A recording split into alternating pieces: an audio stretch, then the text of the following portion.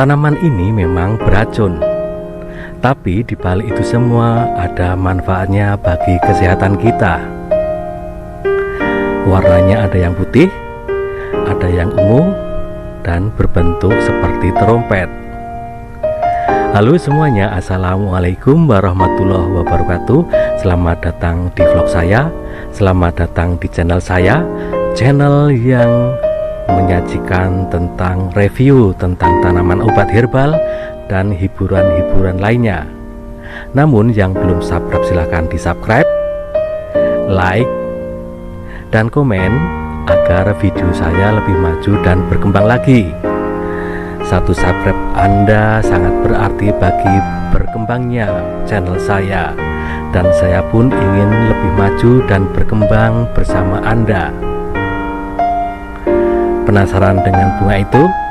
Penasaran dengan tanaman itu? Mari kita simak ulasannya bersama-sama. Kecubung. Kecubung adalah tanaman penghasil bahan untuk obat-obatan yang telah dikenal sejak ribuan tahun lalu. Tanaman ini termasuk keluarga Solanaceae, sekerabat dengan terong dan kentang. Kecubung termasuk tumbuhan hias dengan bunga berbentuk trompet yang besar. Kecubung biasanya berbunga putih dan ungu, namun hibridanya berbunga aneka warna. Kecubung tumbuh di tempat yang beriklim panas dan dibudidayakan di seluruh dunia karena khasiat yang dikandungnya. Setidaknya ada 9 jenis tanaman yang biasa disebut kecubung. Di antaranya adalah kecubung kasian atau Datura metel, kecubung kecil atau Datura stramonium, dan kecubung hutan atau Brugmansia suaveolens.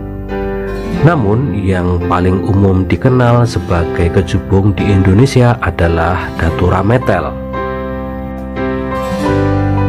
Kecubung mudah ditemukan di daerah yang sejuk dengan ketinggian tanah maksimal 800 meter di atas permukaan laut.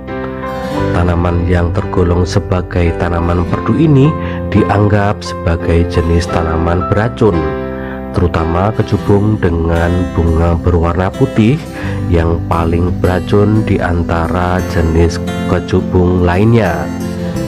Tinggi tanaman ini tidak lebih dari 2 meter dan memiliki batang yang tebal. Dengan cabang mengembang ke sisi kanan dan kiri, daunnya berbentuk bulat telur dengan bagian tepi yang berlekuk tajam. Sedangkan buah kecubung yang bulat memiliki bagian luar yang tampak berduri-duri dengan biji-biji kecil yang berwarna kuning kecoklatan di dalamnya. Sebenarnya jenis tanaman kecubung yang dapat dimanfaatkan sebagai obat sangat banyak. Di antaranya Datura stramonium, Datura datura, dan Brugmansia suaveolens.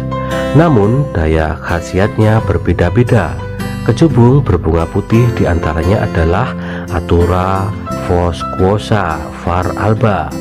Tanaman ini berasal dari Asia Tenggara, sedangkan Datura stramonium berasal dari Amerika tropik. Hampir seluruh bagian tanaman kecubung dapat dimanfaatkan sebagai obat. Hal ini disebabkan seluruh bagiannya mengandung alkaloida astropin seperti pada tanaman Atropa belladonna, serta hyoscyamin dan scopolamin. Ketiga alkaloida ini bersifat antikolinergik. Sampai saat ini digunakan oleh industri farmasi sebagai sumber utama hiscyamin yang berkhasiat memberi efek menenangkan kejang-kejang, khususnya perut. Daunnya mengandung hyoscyamin dan scopolamin yang berkhasiat mengatasi asma, encok atau linu tulang, dan penyakit kulit. Kecubung sebagai obat kolera. Penyakit kolera diakibatkan serangga basil Vibrio coma. Basil ini terutama menyerang usus dan masuk melalui makanan. Akibatnya perut sering mengalami kejang-kejang. Penyakit ini mudah menular melalui alat pencernaan. Seringkali lalat menjadi biang penularan kolera. Gejalanya muka pucat dan badan semakin kurus. Untuk mengobati dengan menggunakan kecubung, sediakan akar kecubung yang berbunga ungu, kurang lebih 1 jari. Akarnya dicuci dengan air bersih, dipotong-potong, kemudian direbus dengan 2 gelas air bersih. Didihkan air sehingga setengahnya, diangkat dan didinginkan, disaring dan diminum 2 kali dalam 1 hari dengan takaran 2 sendok makan. Agar mengurangi rasa pahit, boleh ditambahkan madu murni secukupnya. Namun perlu diketahui kecubung ini mengandung racun, sehingga dalam penggunaannya harus berhati-hati. Kecubung untuk obat eksim.